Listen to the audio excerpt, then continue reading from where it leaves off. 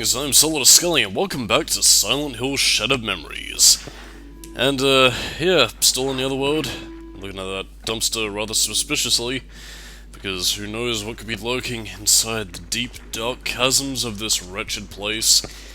Well, as it turns out, not much. In fact, there's really only one or two well, technically two, but mainly just one creature that's of any actual threat level to any of us. And yeah, that scream is indicative of what's pursuing us right now. You can barely see it here, but yeah, there is a bit of a... Actually, yeah, I'd say this probably does drive up the tension a little bit better than the Nintendo Wii version did, because in the Wii version you got a clear image of what you were seeing, whereas here, placed up a bit more mysteriously, so, yeah. Needless to say, when you enter the other world of Silent Hill, you are under pursuit by this mysterious creature, so... yeah, don't dilly-dally, because you've got to get the fuck out of Dodge. Excuse me. Sorry about that, I just had a saliva to swallow. Anyway. Yeah, in terms of how the other world sections handle in terms of gameplay, yeah, you're basically being chased by these creatures. You will sometimes have other such tasks to perform in here, but, you know, we'll tackle those as we come, for the sake of padding out commentary.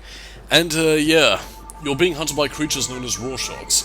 As Cheryl had mentioned earlier, well, they will try and attack you, and as you can see here, yeah, basically you gotta press the triangle, circle, square, and X buttons to throw them off. In the original Nintendo Wii version, you had to...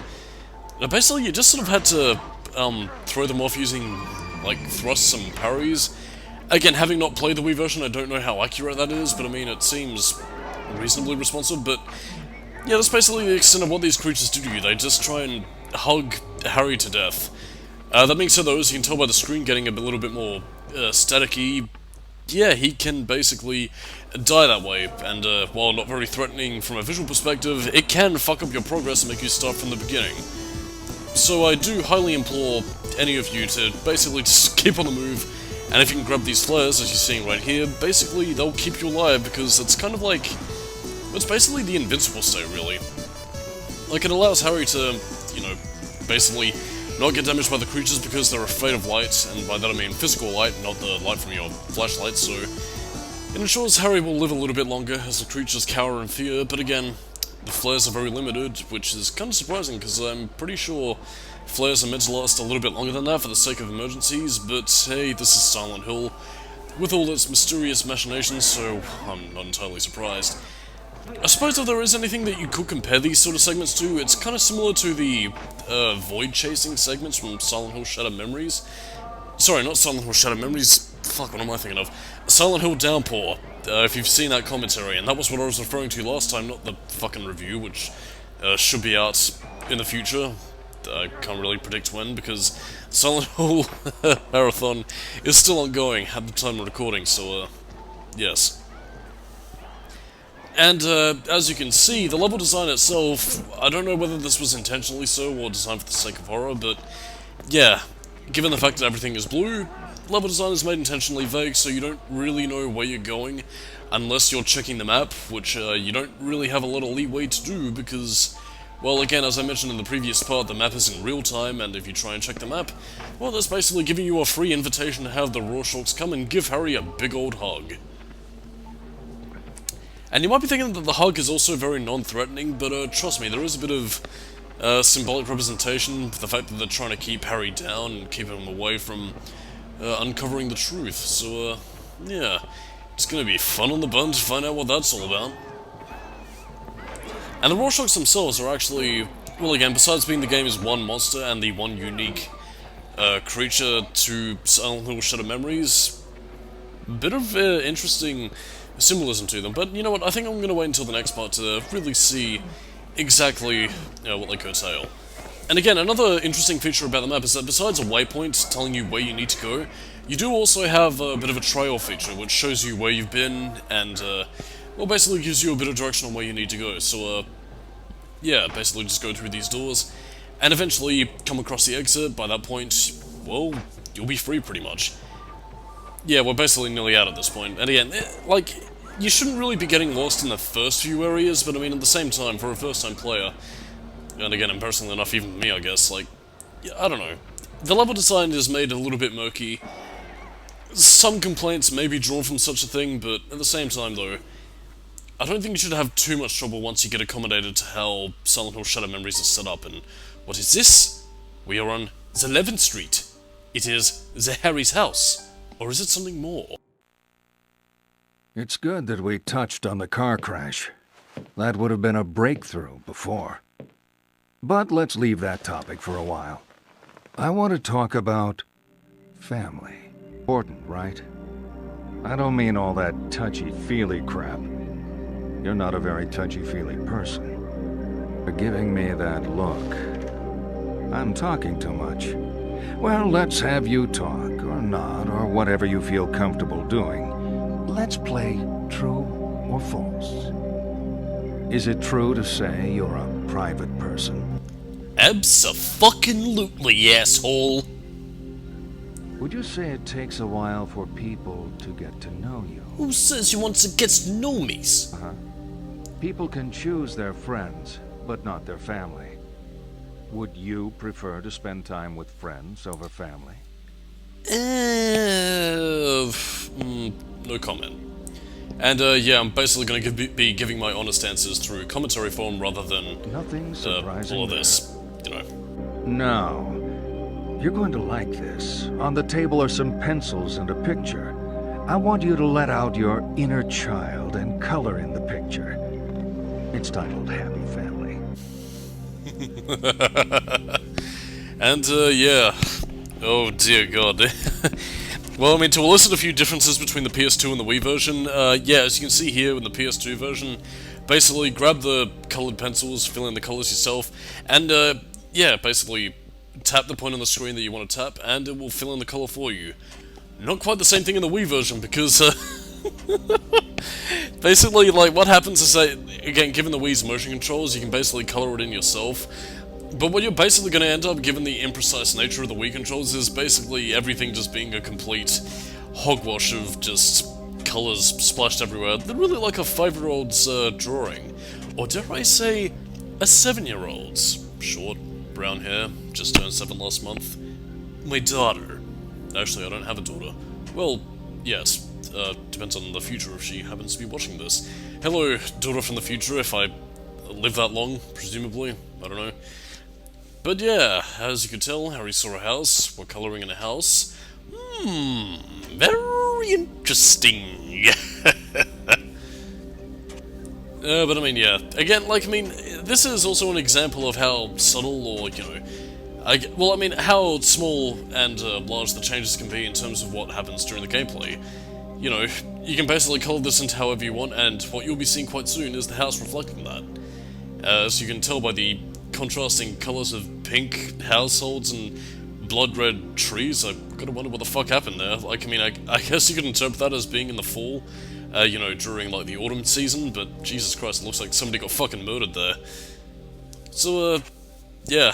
Again, it does make Shadow Memories fun, and I do believe this was also a point that Twin Perfect, if anybody fucking remembers who the hell they were, you know.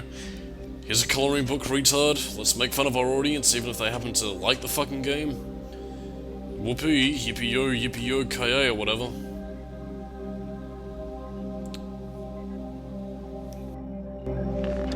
What a lovely family home. Is your home like this?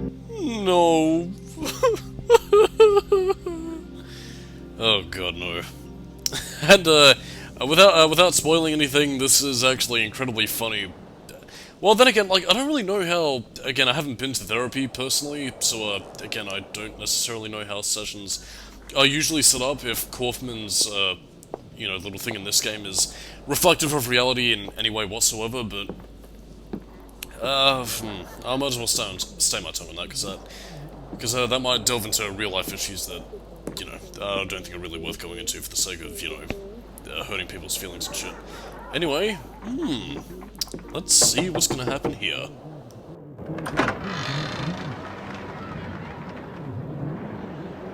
What are you doing in my house? I think you have the wrong address. No, this is my house. Who's that at the door, hon? Oh, hi there. What are you people doing in my house? This is our home. We've been living here for a long time. Isn't that right, Mike? 1206 11th Street. My name is Harry Mason. This is my house. My daughter just called me from here. From here? Lucy, honey, you think perhaps our little princess has been up to her old tricks? We're sorry. Katie's been acting up. She likes to make prank calls. Prank call? Why are you playing games with me? Sorry for any upset Katie has caused. We'd like to help, but it's getting late, and, This doesn't make sense. Not at all. Cheryl! Batman! You are upsetting my wife. Get the hell out of my house! It's my house! It's my damn house! It's my Cheryl! goddamn motherfucking house! Get out!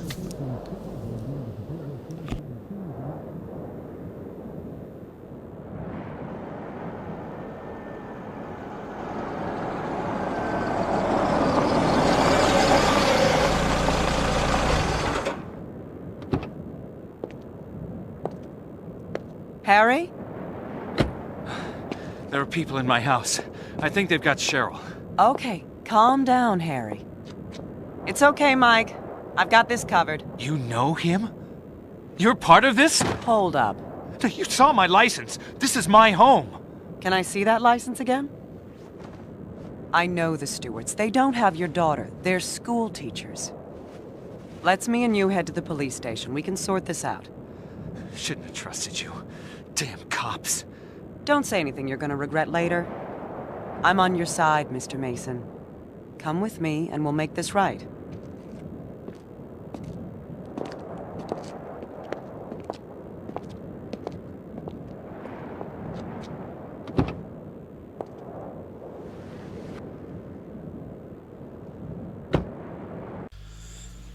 And this is basically where we start getting a little bit of, well, basically a bit of character development on this version of Sybil and Harry Mason himself.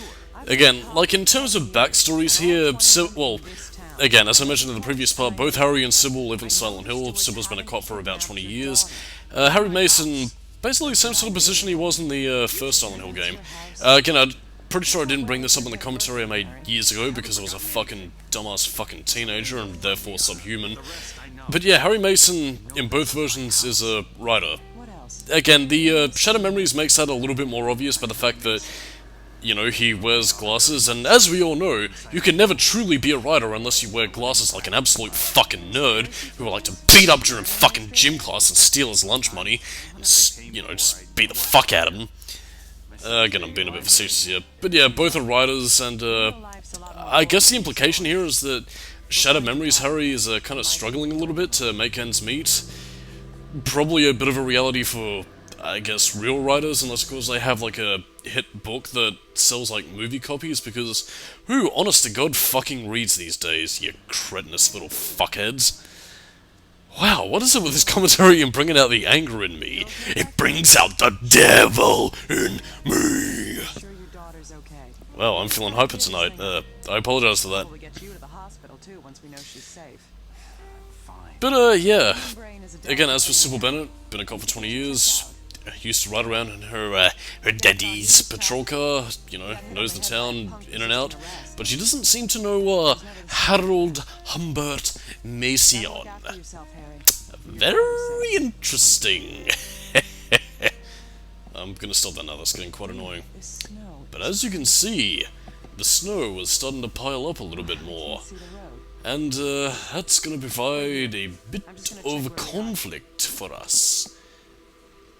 Because, yeah, also a bit of a curiosity, actually, in the sense that this is a police car, but it doesn't seem to have the, like, the sort of, like, little dividing wall between, like, the prisoner and the, like, you know, the cop on duty, so, like, in a realistic situation, like, if there was a dangerous criminal in the back, like, couldn't they just reach around the back, try and snap their neck or choke him to death or something? I don't know, it's, like, I mean, ah, god, so sorry. Like, I mean, I know for the sake of gameplay, like, it's there so we can just jump in the front and mess around with the fucking radio. Yeah, I was actually thinking of a later part at this point, because, well, let's just say there is a later part involving the radio, and, no, not the way that you might think if you're thinking back to previous Silent Hill games in the main series. But I mean, yeah, just Well, I mean, it's a bit of an odd design for the police car, so you would have thought that they would have prepared for the criminal endeavours that people might have, I don't know, used to escape. But in any case, Sybil has taken a while to get back, and, yeah, as is painfully obvious with the fact that when ice starts to build up, trouble is a-brewing in this little old town of Silent Hill. So yeah, we're basically left to spelunk on our own, but that will be for next time. So yeah, we basically have a couple of minutes to ourselves at this point. And I suppose I should also probably point out at this point, because I have this scheduled for winter, I believe about June, I think, depending on whether or not circumstances prevent this from being seen around at that point, but yeah, I recently got a new microphone, which you'll hopefully be hearing, well, presumably you probably will have already heard for the Ratchet & Clank and Metal Gear Solid reviews that should be coming out in November, December, depending on time constraints and all that sort of thing. So yeah, this will be the last time you'll ever hear the classic Logitech headset I've been using for the past couple of years. The memory will never die, the love that you gave, will never throw it away. But yeah, hopefully this will eliminate some of the more scratchier fucking noises that you've been hearing throughout the reviews. But I don't know.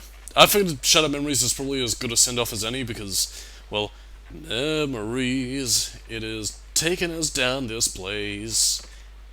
And yeah, this also brings us to another gameplay mechanic. Well, gameplay in quotation marks, it's more of a collectible kind of thing. But yeah, mementos. Basically, this is more of an endgame kind of thing. It doesn't really amount to anything in like a similar way to like the UFO ending or whatever, but yeah, collect mementos, like get all these little references and, you know, little psychological ties to the plot at hand. And yeah, just sort of symbolically ties into what's going on. Like, I mean, I will say that, like, the mementos aren't really much, but I mean, I will say that they are nice, especially if you want to get some of those, like, literary references that, you know, Team Silent used to put in a lot of the games, like Stephen King's, like, whole Study Dammit, or the fact that they used to name streets after famous authors, like Dean Koontz, or, you know, Barkman Road, which was a Stephen King alias.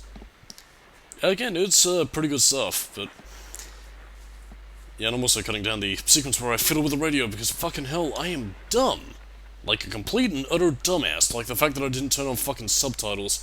Like I fucking should for this because, you know, I think people want to know what the hell's going on without my waffling voice. Estos Dios es mi oso.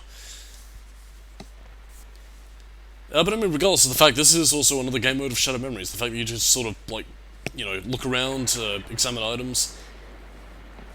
All that kind of stuff. Like, I mean, like, you might see this as very limited gameplay, but for what you get to do, it is actually rather involved, which I quite like about it, actually.